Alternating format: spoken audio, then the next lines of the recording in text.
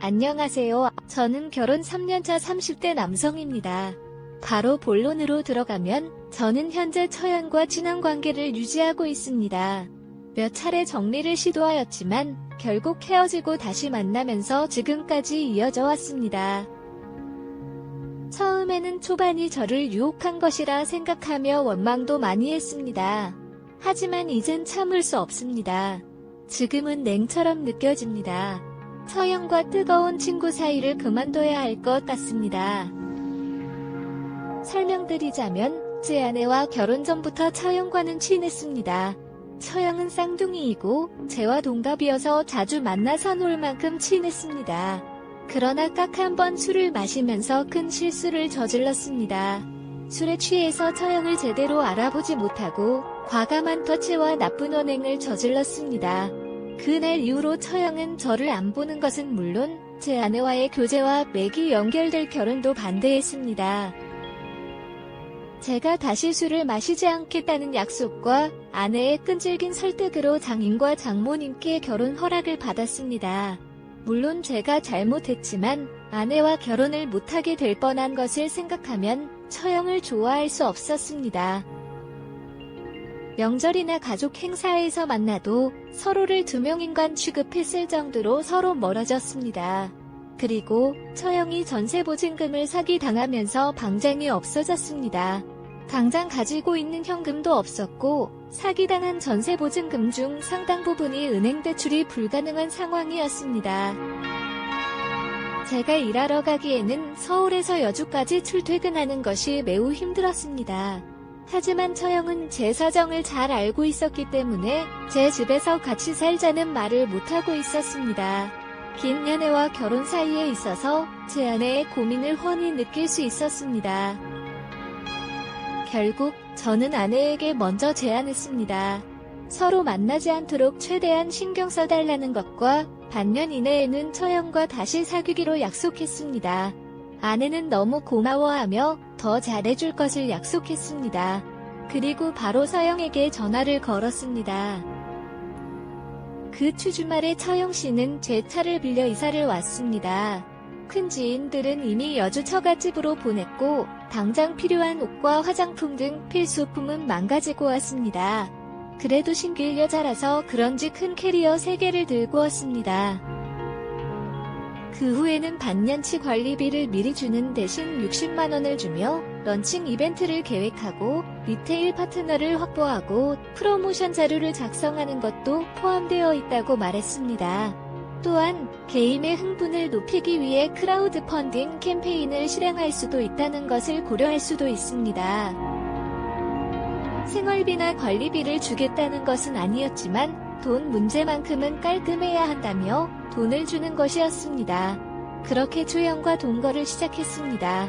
샤니 쉬어야 할 집에서 불편하게 있어야 하는 것도 자연스럽게 거실이 없는 방에서만 늦게 도착하는 것도 불편한 것이 한두 가지가 아니었습니다.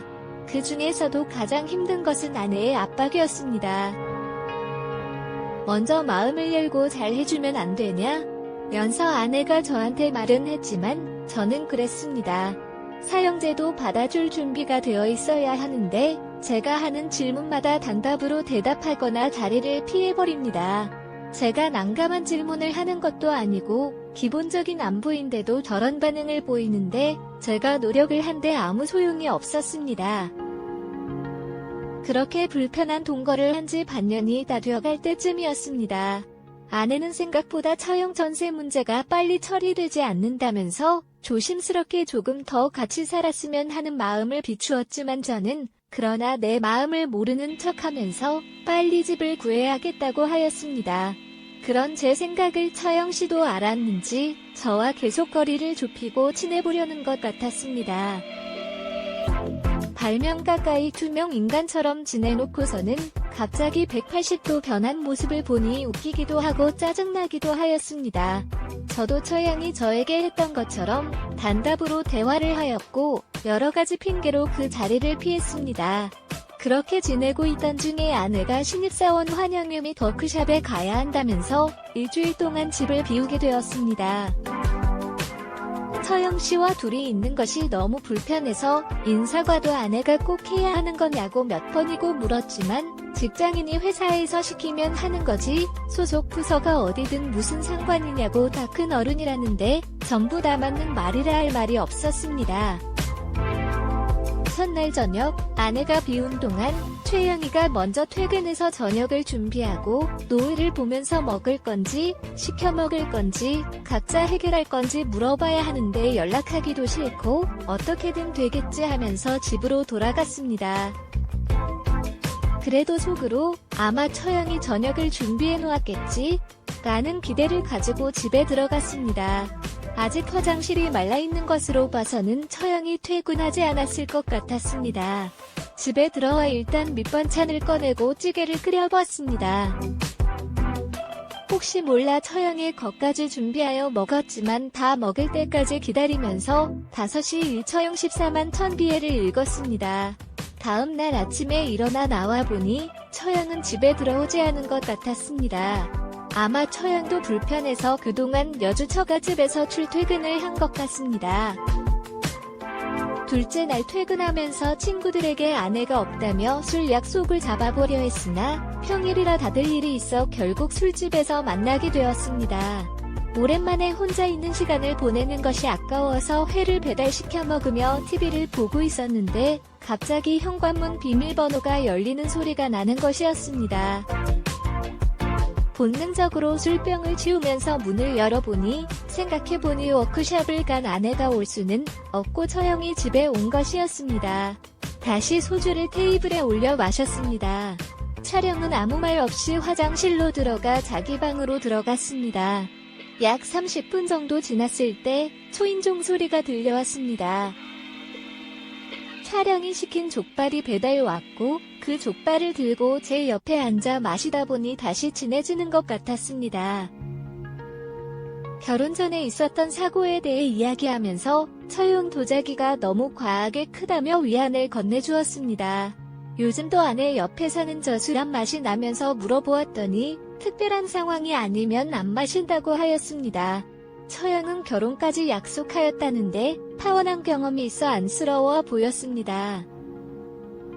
그렇게 늦게 술을 마시다 보니 처영이 점점 매력적으로 보이기 시작했습니다.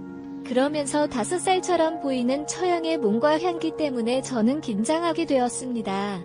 이제 제 정신을 차려야 한다는 생각에 처영이 일하는 동안 이제는 술을 마시지 않기로 결심하고 다음에 또 맛이 나면 술자리를 정리하기 시작했습니다. 그런데 처영이 일어나자 거실과 제 가슴에 두루가 내리쬐었습니다. 처영을 소파에 눕히고 거실을 치우고 나왔는데 다시 보니 처영은 다시 거실에 토를 하고 있었습니다.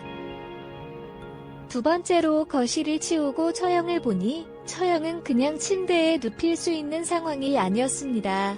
어쩔 수 없이 더러워진 처영을 끼워 넣고 거의 끌어안을 정도로 서초향을 쉽게 주었습니다. 결혼 후에도 여전히 훌륭한 몸매를 유지하고 있는 처영은 최대한 안 보려고 했지만 결혼 전과 다를 바 없었습니다.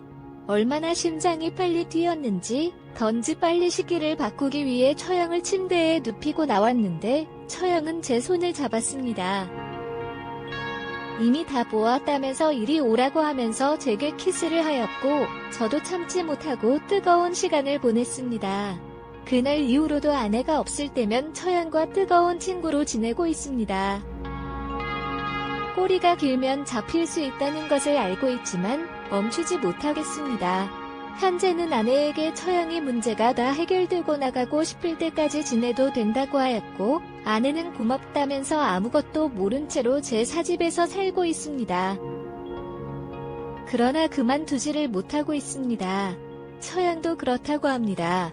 그만두지 못할 거라면 다 오픈하는 것이 맞을까요? 오늘의 사야하는 여기까지입니다. 구독과 좋아요, 알림 설정 부탁드립니다. 긴 글을 읽어주셔서 감사합니다. 끝까지 봐주세요. 약간 놀라주세요. 알린 사탕으로 그 꿈을 오빠들과 함께 이루어봅시다.